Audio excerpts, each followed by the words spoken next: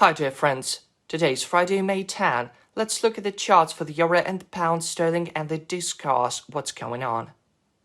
The market acted in a predictable way yesterday. The Bank of England decided to maintain the key policy rate unchanged. This expected dovish decision was bearish for the pound sterling.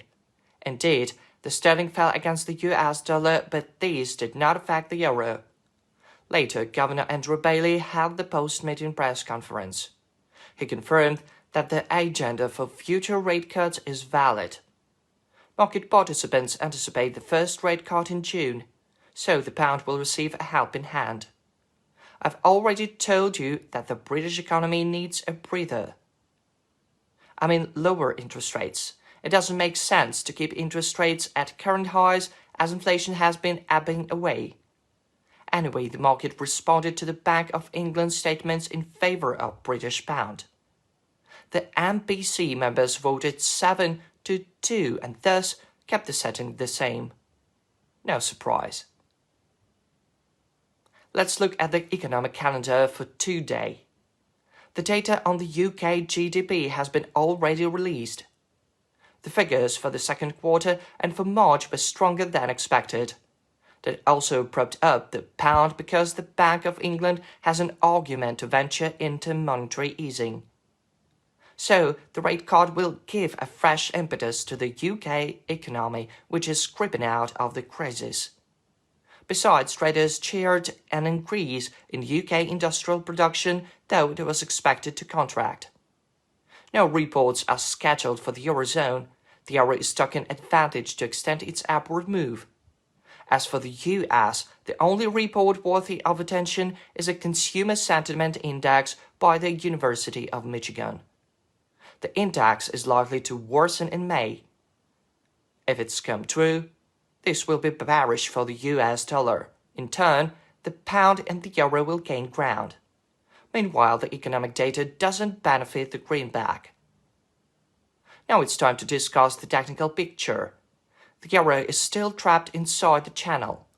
The euro-dollar pair rebounded from 1.0726 yesterday and formed a few market entry points for long positions. Now the focus is shifted to 1.0785. Support is at 0.754. A decline and a false breakout will suggest that traders may open long positions with targets at 1.0812 and 1.0850. The latter target will be possible in case of weak data from the US. In this case, this level will be updated. I plan to open sell positions during the rebound there, bearing in mind a correction of 35-40 pips. Importantly, if 1.0850 is tested, this will confirm a new bullish stage. The buyers have failed to take the lead since mid-April. If there is a false breakout at 1.0785 or an unsuccessful attempt to climb to 1.0812, these moves will signal selling opportunities. The lack of buying activity at 1.0754 will enable a decline to 0.726, 0.702 or even to 0.677. I reckon the euro might take a hit from comments by Federal Reserve policymakers. At present, the pound sterling has been extending its growth after solid UK GDP data. Now the bulls have to defend 25.33. If this level is actively traded with a breakout and the top-down opposite test means the traders are adding to their long positions as they foresee updating 25.69.